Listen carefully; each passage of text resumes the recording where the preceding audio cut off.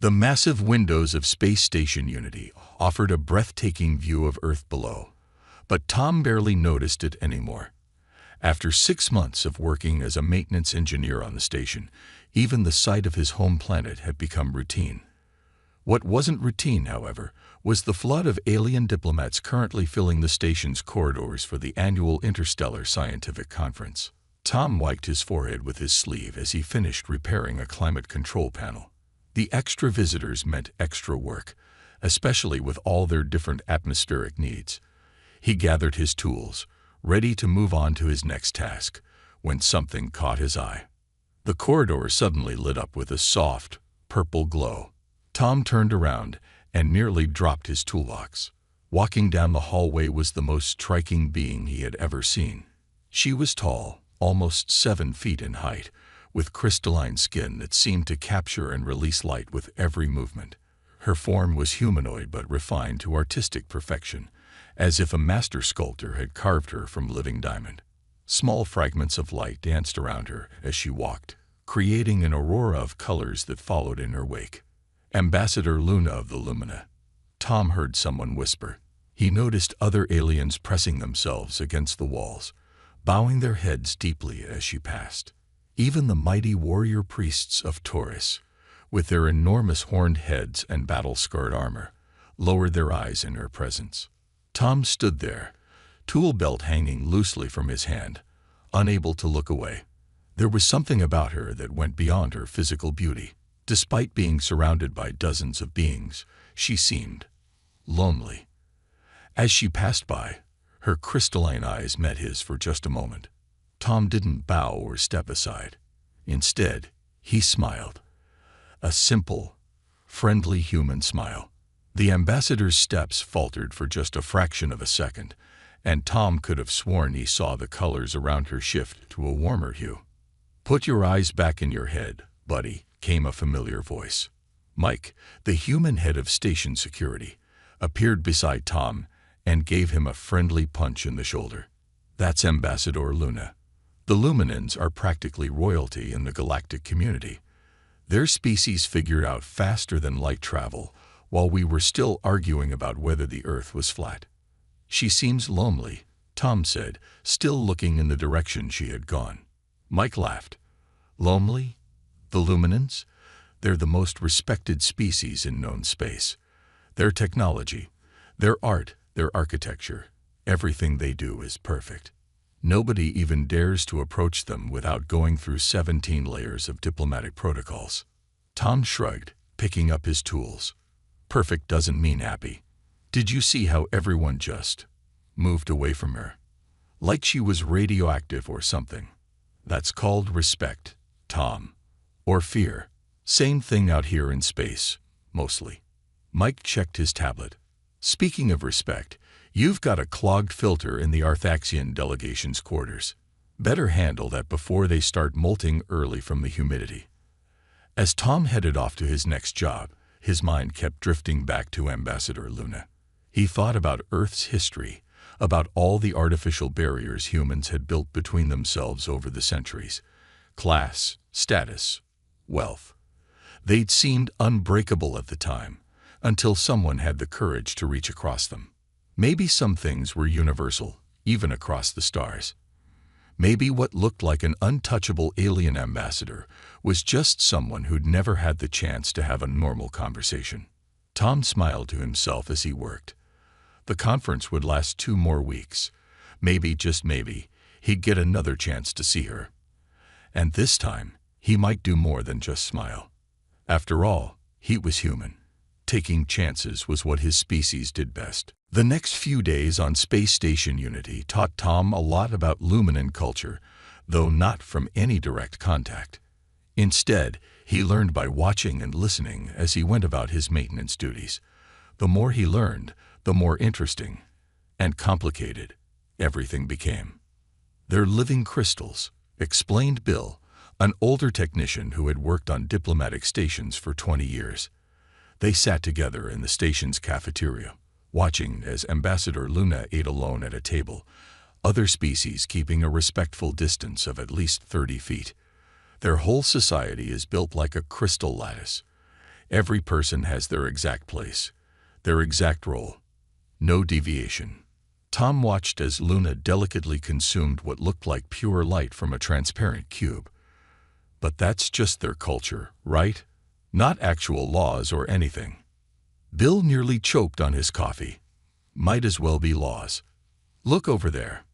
He pointed to a group of Zentari scientists, their tentacled heads swaying nervously. Those guys invented quantum tunneling. Brilliant minds, but they'd rather eat their own tentacles than approach Illuminant without proper clearance. And what's proper clearance? Tom asked, still watching Luna. Even in the harsh cafeteria lighting, she seemed to glow from within, creating subtle rainbows on the walls around her. First, you need approval from your species' diplomatic corps. Then you need permission from the Luminant Lower Council. Then the Middle Council. Then you wait about 6 months for a response. If you're lucky, you might get a 5-minute audience. Bill shook his head. And that's just for official business, social interaction. Forget about it. Tom noticed something interesting. Every few minutes, Luna would look up from her meal, her crystalline eyes scanning the room as if hoping to catch someone's gaze. But everyone else always looked away quickly. Later that day, Tom was fixing a lighting panel in the station's arboretum when he saw her again. Luna stood among the earth roses, her crystalline form creating prisms that scattered tiny rainbows across the petals. She seemed different here, more relaxed, with her formal diplomatic robes exchanged for simpler attire that still put any human fashion to shame. She didn't notice him at first, and Tom took the moment to observe. She was touching the roses gently, almost longingly. Then she did something that surprised him. She looked around quickly to see if anyone was watching, and when she thought she was alone, she leaned in and smelled one of the roses, her face showing pure joy. "They smell nice, don't they?" Tom said before he could stop himself. Luna jerked upright, the colors around her flashing briefly to a startled red before settling back to their usual purple. She stared at him, and for a moment, Tom thought he'd made a horrible mistake. But then something unexpected happened. The colors around her shifted to a soft blue, and her crystalline features formed what might have been a smile. "They do," she said, her voice like wind chimes in a gentle breeze. "We have nothing like them on my world." Just then, a group of alien diplomats entered the arboretum. Seeing Luna, they immediately began backing away, bowing deeply. The moment was broken. Luna's posture straightened, her colors returned to their formal purple, and she glided away without another word. Tom watched her go, thinking about that brief moment when she'd let her guard down. He remembered what his mother always said, "Everyone's just people, Tom. Some are just better at hiding it than others." As he finished fixing the lighting panel, Tom made a decision. Protocol or no protocol, 6-month waiting period or not, he was going to talk to her again.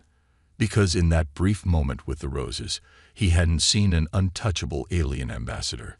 He'd just seen someone who wanted to enjoy a flower's scent without having to look over her shoulder first.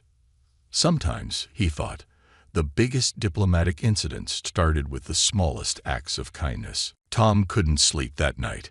He kept thinking about Luna's reaction to the roses, how different she seemed when she thought no one was watching. After tossing and turning for hours, he got up and went to the station's digital library. "Computer, show me everything about Luminant architecture," he said, remembering that was Luna's specialty. The holographic display filled with images of crystal cities that seemed to grow from the ground like beautiful geometric flowers. The more he read, the more fascinated he became. "You're up late," Mike said, making his security rounds. He looked at the floating images. "Don't tell me you're still thinking about the ambassador." Tom pointed to a particularly beautiful crystal tower. "Did you know they don't just build their buildings? They sing to crystals to make them grow. It's like architecture meets music meets science." Mike sat down beside him, shaking his head. "Tom, buddy, you're going to get yourself in trouble." Yesterday, a Centaurian diplomat bowed so low to the ambassador that he sprained his back. That's how serious this is. But look at this. Tom switched to another image. Their buildings have these special rooms called echo chambers where they go to be alone and think. Every luminant has one. Don't you think that's weird for a species that supposedly doesn't need anyone? What's weird is you doing architectural research at 3 a.m., Mike replied, but he looked interested despite himself. What's your point? My point is, Tom said, maybe we've all got them wrong. Maybe all this formality isn't what they want.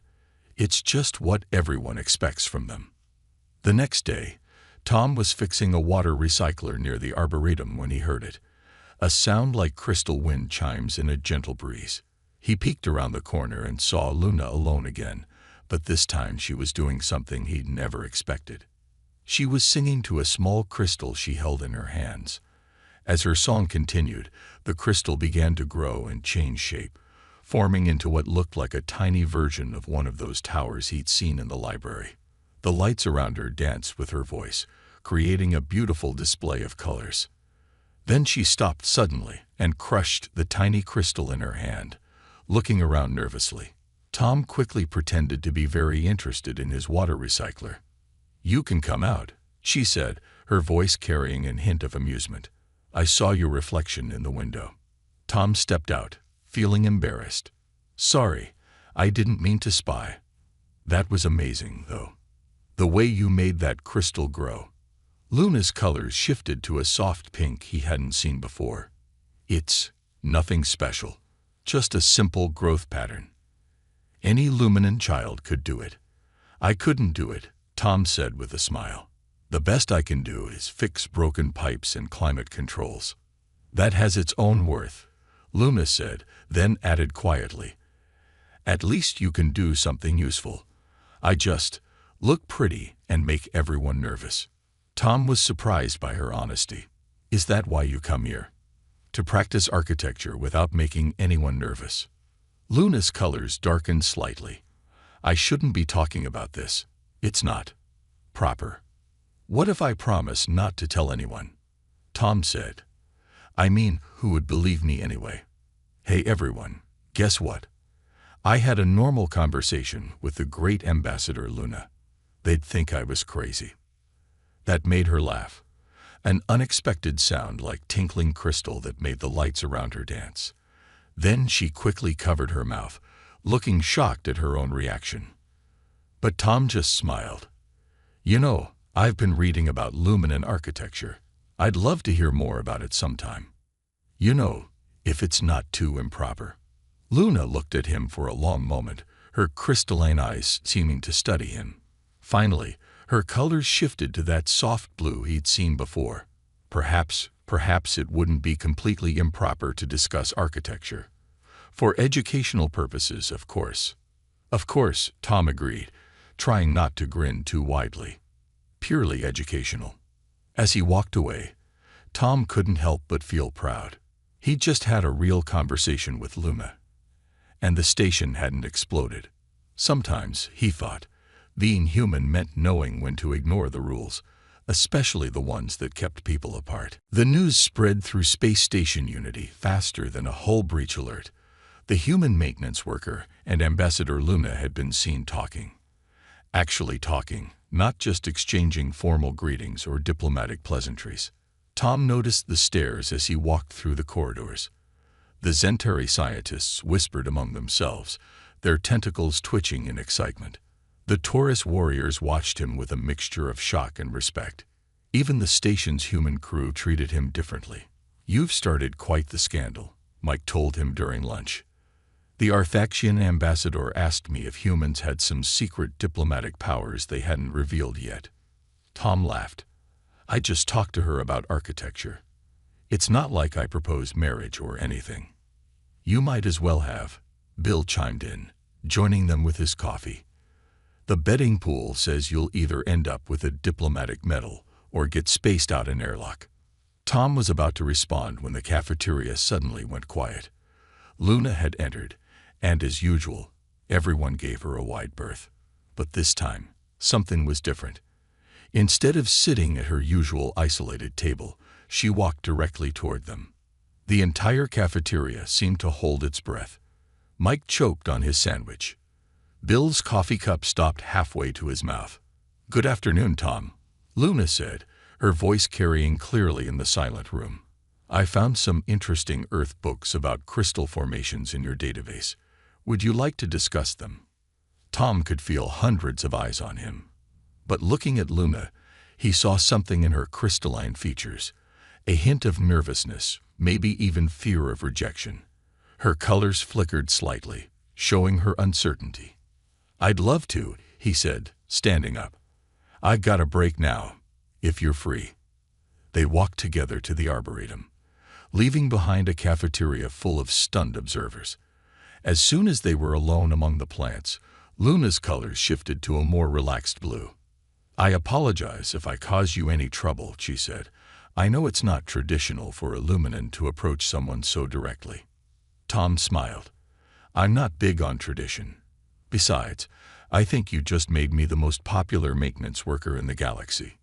"You're different from the others," Luna said, studying him. "Everyone else treats me like I'm made of sacred crystal that might shatter if they breathe wrong. But you just treat me like a person. Aren't you?" Tom asked simply. Luna was quiet for a moment, her colors shifting through thoughtful shades of purple and blue. "In all my diplomatic travels, no one has ever asked me that question." She turned to face him directly. "Do you know why I chose to study architecture?" Tom shook his head.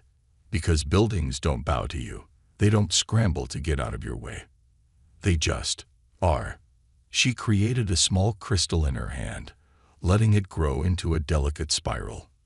"When I create, I'm not Ambassador Luna. I'm just Luna."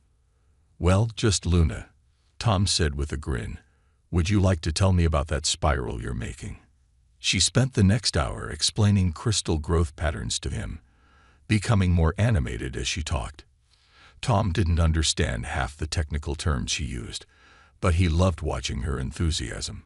Her colors became brighter, more vibrant, and she actually laughed several times, a sound that made the nearby flowers sparkle with reflected light. As his break was ending, Tom gathered his courage. "You know, there's a concert in the station's main hall tomorrow. Some Earth classical music. Would you like to?" "Ambassador," a horrified voice interrupted. A group of diplomatic aides stood at the arboretum entrance, looking scandalized. "The Centaurian delegation is waiting for their scheduled meeting." Luna's colors instantly shifted back to their formal purple, but before she left, she turned to Tom and said quietly, "I'd like to hear more about this Earth music, perhaps tomorrow." As she glided away, Tom couldn't help but smile. He'd just managed what no other being in the station had done. He'd made a date with a living crystal. Sort of. Sometimes, he thought, the best diplomatic breakthroughs happen by accident. The day of the concert arrived, bringing with it more drama than Tom had expected.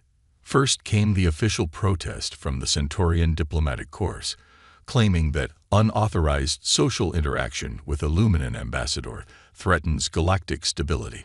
Then came the worried message from Earth's diplomatic office, asking if Tom was trying to start an interstellar incident. "You've really stirred up the cosmic ant nest," Mike said, showing Tom the latest station reports on his tablet. 3 species have requested emergency cultural sensitivity training. The Arthaxians are molting from stress. Tom was fixing a ventilation panel when a group of young Taurus warriors approached him. He tensed, remembering their fearsome reputation, but they surprised him by bowing. "Teach us your human courage," their leader said earnestly. "We who face death in battle, yet we cannot speak to a Luminan as you do." "There's no secret," Tom tried to explain. "I just talk to her like a normal person." The Taurus warriors looked at each other in confusion. Like a normal person. They repeated the phrase as if it was the most profound wisdom they'd ever heard. Later, in the station's main hall, Tom found himself facing an unexpected problem. Luna was already there, creating small ripples of movement among the gathered crowd, but protocol dictated that no one could sit within 30 feet of the Luminan ambassador. Tom looked at the empty space around her and made a decision. He walked straight to her row. Mind if I sit here? He asked, pointing to the seat next to her. Luna's colors shifted rapidly through several shades before settling on a pleased blue. I would like that, she said softly. As Tom sat down, he heard gasps from around the hall. A Zentari scientist actually fainted, their tentacles going limp with shock. But then something unexpected happened. A young human scientist from the biology department stood up and moved closer to their row. Then a Taurus warrior did the same. Slowly, others began filling in the empty spaces, though still maintaining a respectful distance. This is highly irregular, Luna whispered, but her colors were dancing with excitement. Is that a bad thing? Tom asked. Before she could answer, the music began. The Earth Symphony started playing Mozart, and Tom watched in amazement as Luna's colors began to shift and flow with the music. Each note created ripples of color around her, turning her into a living light show. It's beautiful, a nearby Zentari whispered, their tentacles swaying to the music. Like a crystal aurora. During the intermission, Tom noticed more beings approaching Luna. They were nervous and formal, but they were approaching. A Zentari scientist asked her about crystal harmonics. A Taurus warrior complimented her color patterns. Each time, Luna's surprise and pleasure showed in her shifting colors. I don't understand, Luna said to Tom quietly. They've never. This isn't. Maybe they just needed someone to go first, Tom suggested. Sometimes that's all it takes. One person to show it's okay to break the rules. Luna turned to him, her crystalline features soft in the concert hall's light. Is that why you did it? Why you first spoke to me? Tom smiled. Actually, I spoke to you because you looked lonely, and because I wanted to know the person behind all that diplomatic crystal. Luna's colors shifted to that soft pink he'd seen before. And what did you find? Someone who loves architecture, enjoys earth roses, laughs at bad jokes, and lights up like a rainbow when she hears Mozart. Tom grinned. Seems like a normal person to me. The music started again, but this time Luna did something unprecedented.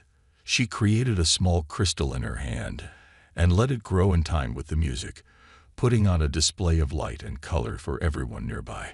The crystal told its own story, one of barriers breaking down and new connections forming. As Tom watched the amazed faces around them, he realized something important.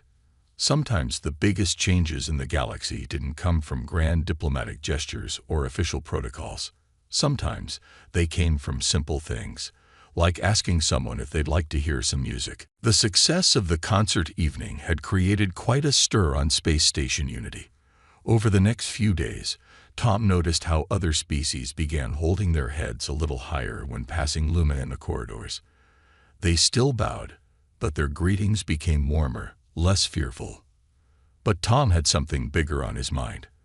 The station's annual Unity Day celebration was approaching, the biggest social event of the year. He'd been planning to ask Luna to go with him, but now that the moment was getting closer, his courage was wavering. You're really going to do it, aren't you? Mike asked, watching Tom pace back and forth in the maintenance office. You're going to ask Ambassador Luna to be your date for Unity Day. Is it crazy? Tom stopped pacing. Maybe it's crazy. She's probably already going as the official Luminan representative anyway. Bill looked up from his repair manual. Kid, you've already broken every diplomatic protocol in the book. Might as well go for broke.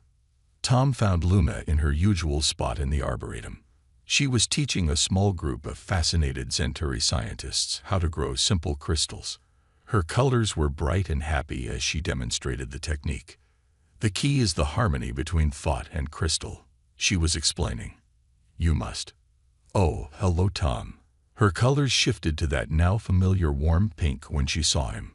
The Zentari scientists hurriedly bowed to them both and backed away, though not as far as they would have a week ago. Tom waited until they were alone among the roses. Luna, I wanted to ask you something, he began, his heart pounding. About Unity Day. Oh yes, she said, her colors dimming slightly. I'm required to attend as the Luminan representative. 4 hours of formal greetings and diplomatic procedures. What if? Tom took a deep breath. What if you went differently this time? Not as the Luminan representative, but as my date. The lights around Luna froze. For a moment, all her colors vanished, leaving her pure crystal clear. Then suddenly, she exploded into a rainbow of colors so bright that the roses around them sparkled like diamonds. "Your date?" she asked, her voice chiming with confusion. "I don't understand the term in this context." Tom realized he needed to explain. On Earth, when someone likes spending time with another person, they ask them to go to special events together. As companions, friends, sometimes more than friends. Luna's colors swirled in complex patterns. But there are no protocols for this. No diplomatic precedents. No formal procedures for a Luminan ambassador to attend a function as a date. "Maybe that's a good thing," Tom said gently. "Maybe sometimes the best things happen without protocols." Luna was quiet for a long moment, her colors shifting through thoughtful patterns. "In all my years as an ambassador, no one has ever asked me to simply attend something. As myself, not as a representative." "Well," Tom smiled, "there's a first time for everything." Just then, they realized they had an audience. Beings from various species had gathered at the Arboretum entrance, watching the scene unfold. Among them were the Centauri scientists, the young Taurus warriors, and even some human crew members. Luna looked at the crowd, then back at Tom. Her colors settled into a determined pattern he'd never seen before, a mixture of blue, pink, and gold. "Yes," she said clearly, her voice carrying through the Arboretum. "I would like to attend Unity Day as your date, Tom." The crowd erupted in cheers. The Centauri scientists waved their tentacles in celebration. The Taurus warriors let out their ceremonial battle cries. Someone started clapping, and soon the whole Arboretum was filled with the sounds of various species expressing joy in their own ways. Luna's colors danced with happiness, creating miniature auroras all around them. "I should warn you," she said softly to Tom. "This will cause quite a diplomatic sensation." Tom grinned. "Good thing I'm just a maintenance worker, no diplomatic reputation to worry about." As the news spread through the station like wildfire, Tom couldn't help but feel proud. He'd just done what no being in the galaxy had ever done before, asked a Luminan ambassador on a date. And she'd said yes. Unity Day arrived with all the excitement of a supernova.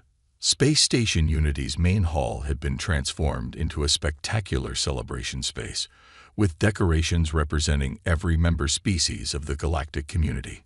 Tom waited nervously by the entrance, wearing his best formal uniform. Mike had helped him polish every button until it shone. "Relax," Mike said, adjusting Tom's collar. "You've already done the hard part." You asked her out, and she said yes. Then Luna arrived, and every being in the entrance hall stopped moving. She wasn't wearing her usual diplomatic robes. Instead, she had shaped her crystalline form into something that looked like a combination of Earth formal wear and Luminan traditional patterns. Light danced around her in precisely controlled patterns, creating a display that made the station's decorations look dull in comparison. "You look amazing," Tom said simply. Luna's colors shifted to that special pink that Tom now knew was only for him. "I studied Earth formal events. I wanted to fit in." As they entered the main hall together, the crowd's reaction was unlike anything the station had ever seen. The usual formal atmosphere of Unity Day dissolved into excited whispers and pointing. Several diplomatic aides were frantically checking their protocol manuals, looking for guidance on this unprecedented situation. But then something wonderful happened. A young Centauri scientist approached them, tentacles trembling slightly. "Ambassador Luna," they said, "would you show us how you created that light pattern? It's fascinating from a scientific perspective."